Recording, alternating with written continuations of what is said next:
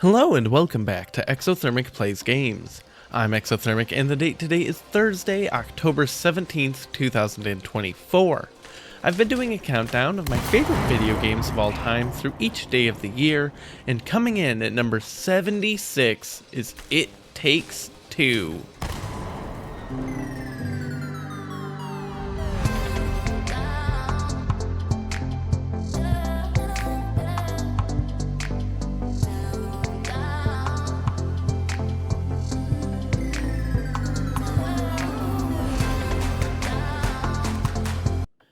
This might be the most fun I have ever had with a two-player game in my entire life.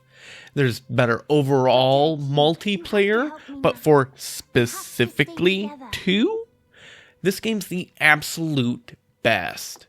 You and one other player take control of Cody and May as their marriage falls apart.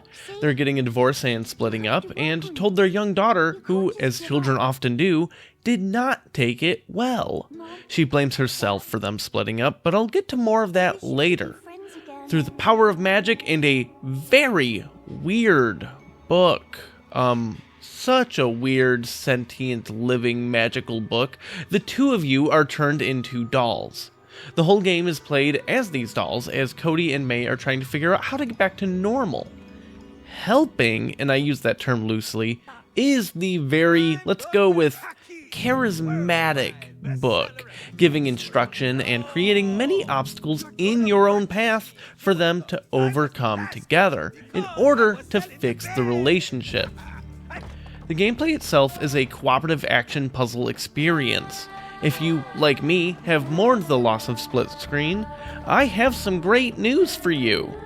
The game can be played entirely split screen on one console, but also, and this is, I think, really cool, it can be played on separate devices where it is still split screen. You can see what the other player is doing at all times, even if they're on an entirely separate system. It's important to note that this game is exactly two-player only and cannot be played with any other player count. But it's also nice that you only need to own the game once. My wife and I recorded this on our Nintendo Switches, but only she technically owns it.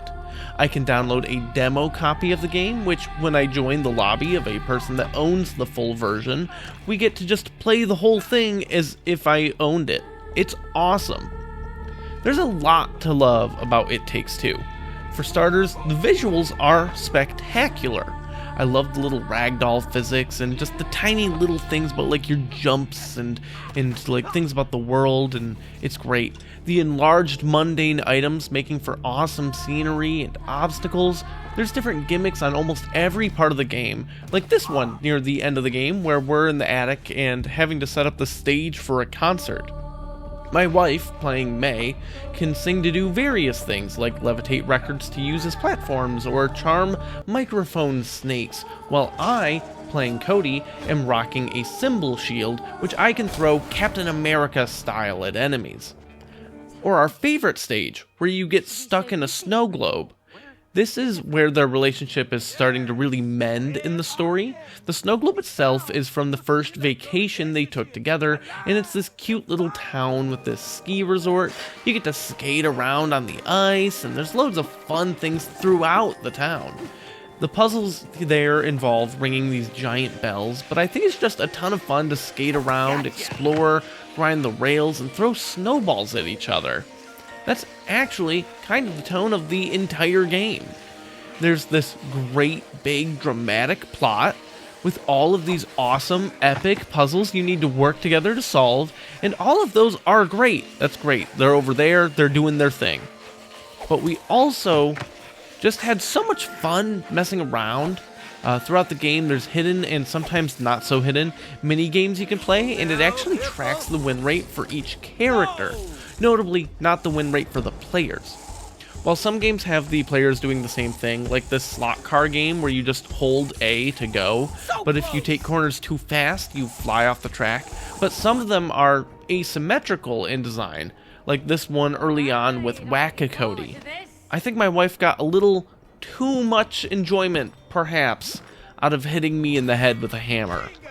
It's great that there's all of these moments for just random fun with my wife while we're smiling and laughing and kind of making fun of each other in lighthearted ways, because I think that mirrors the plot of the game where Cody and May are doing exactly the same.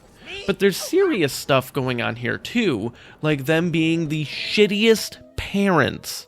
As I mentioned, we learned that their daughter blames herself for the divorce.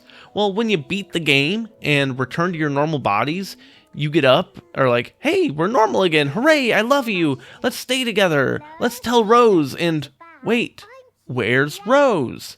Then you find a note, and it turns out she ran away. She thought she was the reason for the breakup, and she just leaves. Everything will be fine if she's gone, in theory. Thankfully, they're able to chase her down and pick her up at the bus stop before the bus does. But really? I don't blame Rose. Her parents are the worst. She's had the worst day of her life, and it's so much more than just the breakup. If she knew the stuff they did as dolls, she'd turn back around and get on that bus. Early on, Cody develops a theory that since the dolls turned magical when Rose cried on them, they need Rose to cry on them as dolls again to turn them back to normal. So, naturally, the two of them begin concocting plans on how to make their daughter cry. They come up with murdering her stuffed elephant toy that's like her best friend that she takes everywhere. Story time. When I talked to my wife about playing this game again so I could record for the channel, she was on board because she loves the game too. Thankfully, to save time, we were able to just do a chapter select and cherry pick which scenes we wanted to record rather than do the whole game all over again. But when deciding which scenes we should do, my wife really wanted to do the scene with the elephant. I was all like, what scene with the elephant? I don't remember a scene with the elephant, because I had entirely forgotten this monumentally important scene because elephants are my favorite animals, and I blocked this out of my memory. Elephants are so great, especially little, baby, small elephants. Did you know that we found out elephants' brains make the same kinds of chemicals when they look at humans as humans' brains when we look at puppies? Elephants think we're cute, and only a monster that hates their own daughter would ever even think to massacre this adorable elephant princess, and now I have to relive this again in editing. Sorry there, yeah. Elephants, they're great, but, you know what else is great? All of the puzzles in this game that aren't tearing an elephant limb from limb. There's loads of variety, and the differences in levels are actually crazy what they were able to pull off in all of the vicinity of this family's house. You get a squirrel army. Each section of the game has a boss fight at the end that's more action than it is puzzle. And there's many action sequences spread out throughout the game to help you prepare for those. Seeing the other player on the screen makes the cooperative nature, even if you're playing remotely, really great. It's easy to communicate, easy to learn, it's easy to understand. The first time we played this, my wife and I would play for an hour or two after going to bed for the night, and could just talk through the levels while looking at our own screens. The whole thing was extremely seamless, very comfortable, and perhaps it's the game's greatest strength. I will say most of the puzzles, while again very fun, are not, that challenging, which is probably, admittedly, for the best. The game is, after all, about two adults arguing less, not more. And that's okay, because I've got a different, extremely challenging co-op game that can cause arguments a whole lot coming up in another 20-ish games. But until then, you can join me tomorrow as I talk about my 75th favorite game, where I do pass and play with guns.